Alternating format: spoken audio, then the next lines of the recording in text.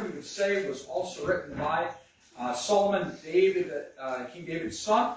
And Ecclesiastes does not specifically say, although in chapter 1 the text would indicate that it was also written by King Solomon. So the wisest man to ever live.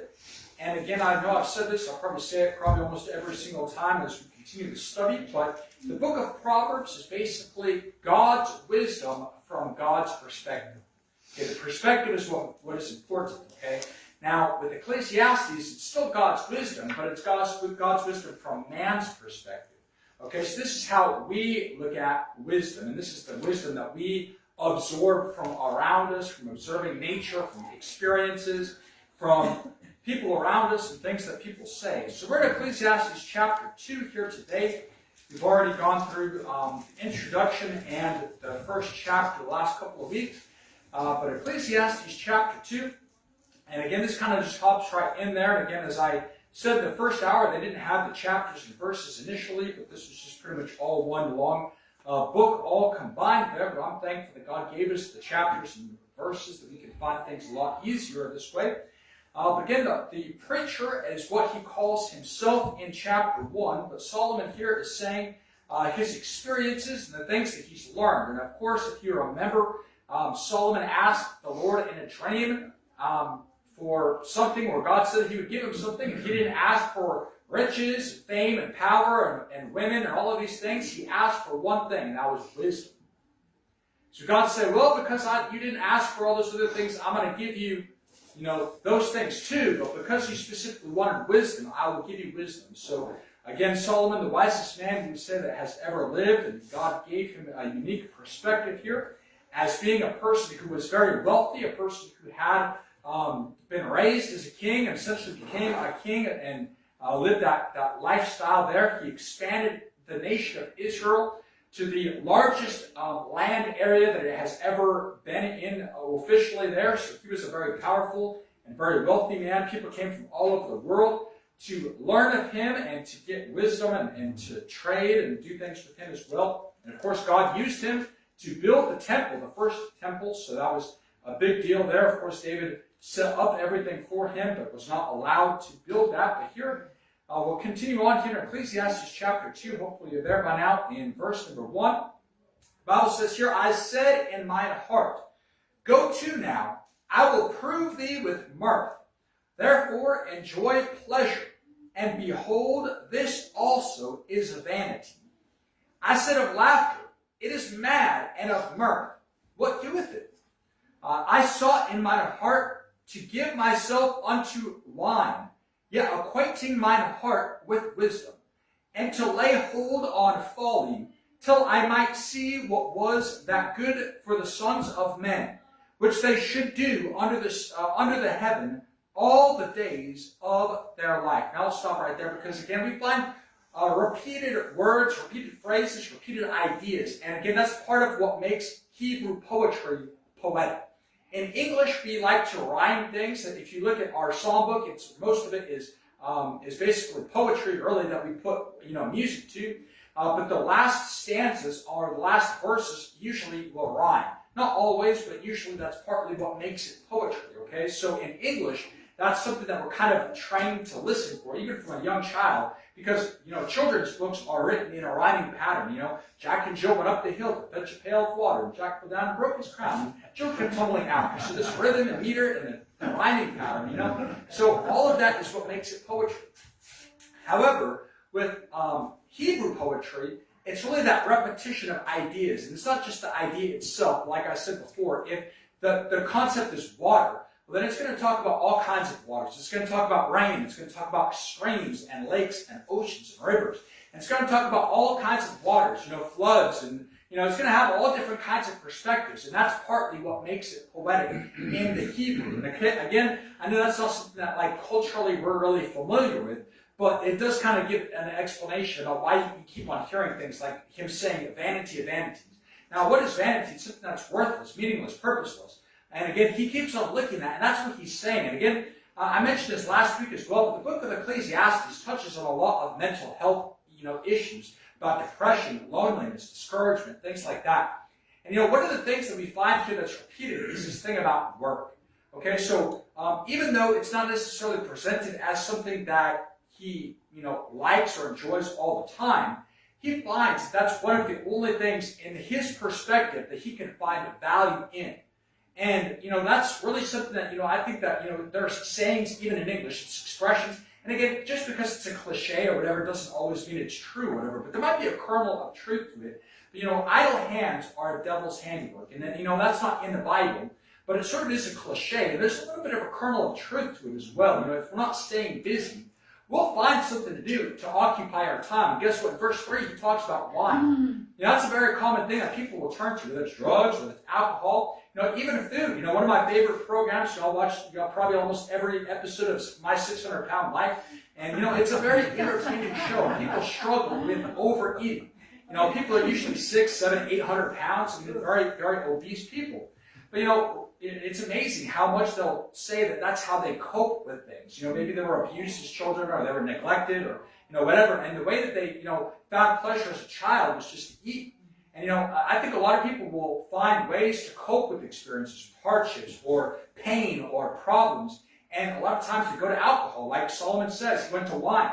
And a lot of people do these things. A lot of people will look at that. They're just bored. Well, for me, I'm a boredom eater, man. I'll be snacking on things just because I'm bored. And I'm just like, I don't know, I'm just going to go get something to munch on there. But, that's one of the things in our life. We need to do things to stay busy. Stay occupied. Keep yourself busy. Keep yourself mentally sharp and learning things. Because what is wisdom? Well, wisdom is knowledge that is properly applied. Okay, wisdom is not just the knowledge. Okay, and for us, we don't want to just be knowledgeable but foolish. Okay, so it is very possible to be very smart but yet very stupid as well, right? So there's all kinds of people that have PhDs after their name, and yet they're some of the most intellectual people that you'll ever meet, but then when it comes to common sense, it's like they couldn't, get themselves out of a wet paper bag if they had to. It's like one of those things, like, where did the common sense go? It's like they say, right? Common sense is not that common, so I guess that's part of it too. But, for myself, I want to be both knowledgeable and wise. So I want to take that knowledge and properly apply it in my life. Not only for myself, but since I'm a pastor, I also want to be able to give people that, properly give to you wisdom and knowledge as well. Because again, it's not myself or my knowledge or my experience or my wisdom that I'm leaning upon. Because that's one of the things that we find in this book as well. It's not just our own wisdom. We have to lean upon God's understanding and God's perspective and seek out God's angle. Because the thing is, too, if you and I are just focused on the things that are happening with us, we'll focus on things like, well, how do I feel? Well, I feel hungry, or I feel thirsty, or I feel sad. All kinds of things can happen. But really, we need to be putting our eyes on Jesus and asking God, what does He want for us? And what is His perspective in things? Because, again, God is looking for a big picture of things. Because you and I are just living our lives. We're sort of like on a timeline. We don't see the future, but God knows the future. God sees the future. God knows what's going to happen today and tomorrow and next week. So God knows all of these things. When we have something bad happen to us, we get in a car accident, we lose our keys or our wallet or something like that. God already knew that was going to happen. It didn't catch Him by surprise. But, for us, these things catch us by surprise when, we hear of somebody passing away, or we hear about, tragedies or something happen. Okay, so that didn't catch God off guard. He knew that was going to happen. And, for us, we're just looking at things for just such a short period. Now, people can maybe live to be 100, 110 years old. I understand that. But really, that's very, very young when you're talking about the whole, history of humanity and things like that. I mean, just think about all of the wisdom that we've probably lost by just simply people dying. I mean, these people probably knew how to do stuff that we don't know how to do now today. They had wisdom and knowledge and things that are just forgotten. Languages, they're just gone. Abilities about making pottery or making art or I don't know what, I mean, Michelangelo, where's he gone? Where's he at? He's gone. Leonardo da Vinci, masterminds, people like Albert Einstein, they're gone. Okay, so we don't have Albert Einstein. We don't have Leonardo da Vinci or any of these people today. So, again, it's something that for every generation you have to be looking and trying and striving to do something and improve something. And again, that's one of the things that we find here is going back to verse number 1. And again, this is one of the things we need to be careful about too, because he said, I said in my heart. But what does the Bible tell us in the book of Jeremiah? That the heart is deceitful above all things and desperately wicked. Who can know it? So don't trust your heart. It's deceitful. It is wicked. And when he's saying he's searching in his heart, he's searching in the wrong place. Because again, that's what the world will tell you. Well, how do you feel? Well, what's inside of yourself? Well, that's not the right question. What's inside of God's Word? This is where we need to get our direction from. This is the light unto our feet and a lamp unto our path that we need to be looking to find the answers to. Not from within. Because within us is wickedness. Within us, our heart is evil. And that's all that we know naturally.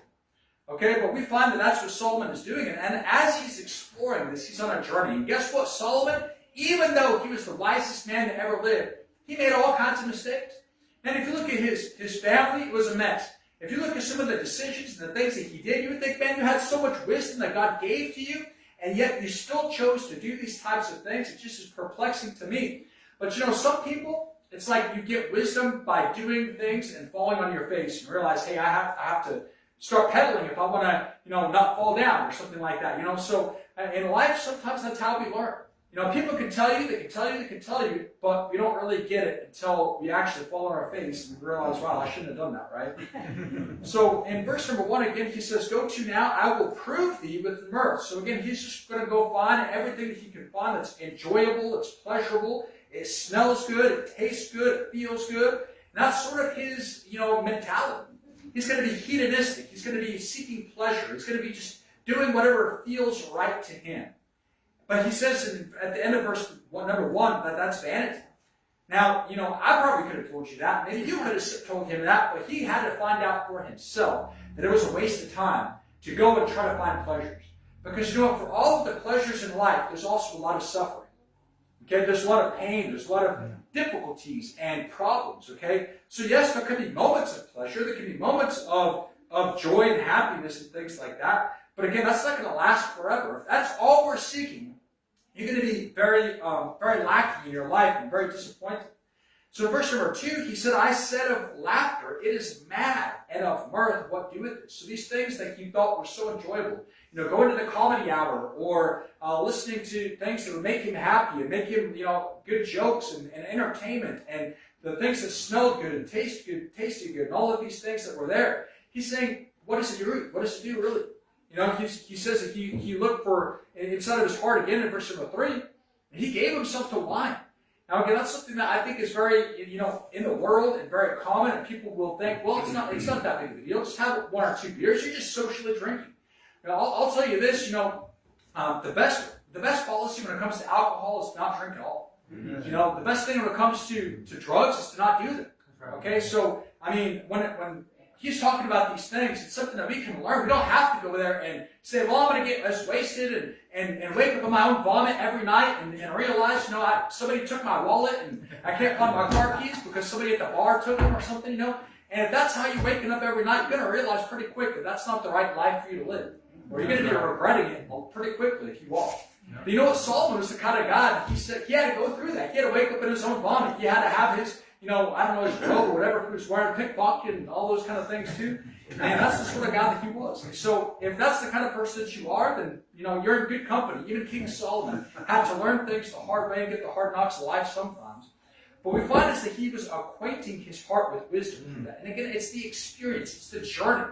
Because we don't all arrive when we're 85 years old and know everything. You have the experiences of life. You're, born, and then you're a little child. You're learning things. You have to touch the hot stove to realize, hey, I shouldn't touch that. And you have to learn, 2 + 2 = 4. You have to learn, how to speak and what you need to do, how to drive or walk or whatever. All these things you have to learn. And it takes years and decades to acquire all of the things, the wisdom and knowledge that we get as human beings.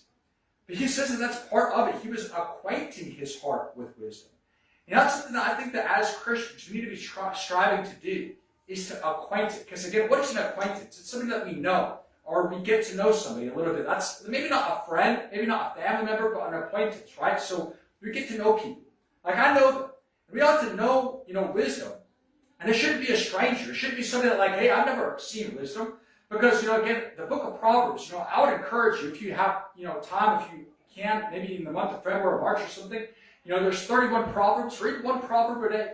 And a lot of people do that. They just read one proverb for the first, the second, the third. Just read one proverb a day all the way down through the 31st. It's a great habit. A lot of people do that. But there's wisdom there. But again, that's God's wisdom from God's perspective. But from man's perspective, here we find in verse number 3, again, he says and to lay a hold on folly. So he said he had to actually grab onto that foolishness. The things that were not worth his time. He had to touch them. He had to taste it. He had to hold on to those things. Till I might see that was that good and for the sons of men, which they should do under the heaven all the days of their life. So again, as he's living this, part of how we acquire wisdom is to live it. So again, it's not just by having somebody tell you that. People can tell you the truth, straight the truth, but until you actually live it, you're not really going to get it. Like, it's not going to click. It's going to go through one ear and out the other, right? So, to have to live it, to have to put the rubber to meet the road is kind of where it comes down to. And that's how we get knowledge. And that's one of the things about the church. We need to be, gracious, because God is gracious with each one of us. Everyone's going through a different journey in their lives. Everyone's in a different place. But as long as we're all going the same direction towards heaven, that's what really matters, right? So we're all in a different place in our journeys in life. And that really is what the book of Ecclesiastes is about. It's about the journey. In verse number 4, we'll keep on going here. I made me great works and builded me houses. I planted me vineyards. I made me gardens and orchards. I planted trees in them of all kinds of fruit. I made me pools of water to water wherewith the wood that bringeth forth trees. I got me servants and maidens, and had servants born in my house. Also I had great possessions of great and small cattle, above all that were in Jerusalem before me. I gathered me also silver and gold, and the peculiar treasure of kings and of the providences, and gat me men singers and women singers, and the delights of the sons of men as musical instruments, and that of all sorts. So I'll stop right there in verse number 8 there for a second there as well, because he's basically, acquiring great riches, great wealth. He had mansions. He built the Lord's house. He was doing great things. He had a lot of power. He had a lot of wealth.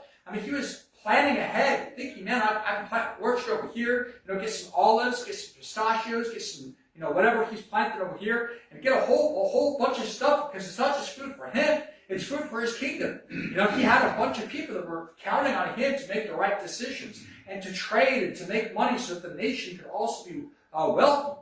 He said that he got, cattle, he got all of these different things. He got silver and gold, even more than all of the other kings before him. So he was richer than his father. He was richer than King Saul and all of these other people that were there, even the heathen kings that were before him. He was so wealthy that he could have people that were dedicated just to learn how to sing. And they didn't have, Apple iTunes or whatever that they could just download their favorite tunes and listen to that whenever they wanted to. They had to have people that had studied and played and learned how to play the harp or play whatever instruments that they were playing. And these people he paid to have them do that. They dedicated themselves to whatever he wanted. Just, hey, come and bring the harp or bring the singers and play me some music. And he was very wealthy to be able to do all of that, especially in these types of days. So he really worked hard and planned hard, was very wise with the resources that he was given.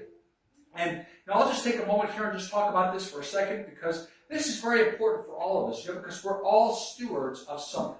Okay, we all have one life to live here on this earth. And, each one of us maybe has a different place in our lives, at this point. You're a different age than me. Maybe your experiences, your background, how much money we have or don't have or whatever the place is, we're all different. Okay, your background ethnically or your languages and skills and abilities. Maybe you have a degree or something like that. I don't know. But God wants us to use our talents for His glory.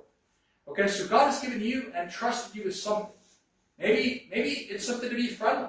Maybe you can be a greeter.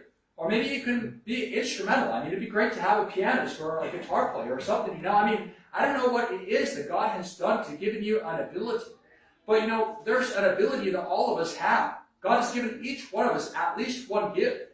And, probably more of us have more gifts than just that. But God wants us to use those gifts for Him. Now, thinking about Solomon here, and as he's getting all of that wealth and things, part of his focus certainly was on God. He built the temple to the Lord after all. So, it wasn't like he was just totally focused on only doing, wickedness or only focused on pleasures and things like that. I mean, he was also trying to be spiritual. But see, that's one of the things here that we find in Christianity as well, in this struggle that we find between basically the flesh and the spirit. Okay, if you read the book of Galatians, you'll find that Paul is talking about that throughout that whole book. And there's basically a war that's going on here. Now, again, how can a person be saved yet go back to sin? And that's what Paul kind of talks about in that book. Because again, that's an idea that really Solomon, I think, is kind of battling with. Because he's battling with these things. The flesh, what does the flesh want? The flesh wants to drink, and the flesh wants the pleasures of this world. Okay, and he's talking about that, and he's not ashamed of it, even though, he's not boasting or proud about it either. I think he's just referencing it as a learning experience, because it's part of his wisdom that he got by doing those things and kind of learning the wrong things not to do. But as he's talking about this, we're going to find that it's eventually going to conclude in a spiritual way. Because most of the journeys, the meanderings of the book of Ecclesiastes, it kind of is like, well, what's the point? Because all of it's vanity, all of it's, pointless, pretty much is almost all of it. But as he's going to conclude, he's going to bring it to a spiritual note. We're going to find out that, yes, it really does matter. The things that we do in this life. Because it all brings us to that journey that, those lessons that we learned, the things that we did, the people that we interacted with, are going to make a difference in heaven. And really that's what the whole journey of our lives are about. Because whatever talents that we have, God is going to bless us with in heaven. And if we use those things, we're stewards of that, then we're going to manage things in heaven. Because again, we don't want to be like that person that took the talent and buried it in the ground and just, covered it for when the Lord came back. That he didn't use that investment and do something with it. Because even the rich man came back and was like, why didn't you at least put it to the money changes that you could have gotten interest on the money if you weren't going to invest it and do something with it? But the other people that were given 2 talents, 5 talents, doubled their talents. God is looking for returns on his investment. God saved you from hell. God wants to use you to see other people saved from hell. Now, all of us have different abilities and talents. Maybe your strong point's not talking to people. Maybe you could give. Maybe you can use other talents or abilities. I think all of us has an ability to live as an example for the Lord. Right. And whatever that is, you're more of a Bible than most people will ever read of the Bible. They'll see your life and they'll see, hey, what's different about you? And then you can open the door and say, hey, I got saved. I was born again. I believe in Jesus Christ. And this is why I don't do this or because I started doing that. They'll see the real Christ living inside of us. They'll see the change that happened to you. And that's what people want. Yes, it's great to read the Bible, and I hope that you all have a Bible reading plan for this year in 2026. But, it's not just how much of the Bible we read, or even how much of the Bible we memorize. It's how much of the Bible we live that matters. I would challenge all of you to try to live what the Bible says, because that's what people are looking for. They want the real deal. They want authenticity. If you're being a real Christian with the struggles and with the realities, with the ups and the downs, because the God of the mountain is also the God of the valley. He's the same God yesterday, today, and forever. He hasn't changed one bit. So let's just trust in him. We'll go to the Lord in prayer. You'll have a moment here that you can go to the Lord in prayer. You won't use the altar if you like. We can pray there.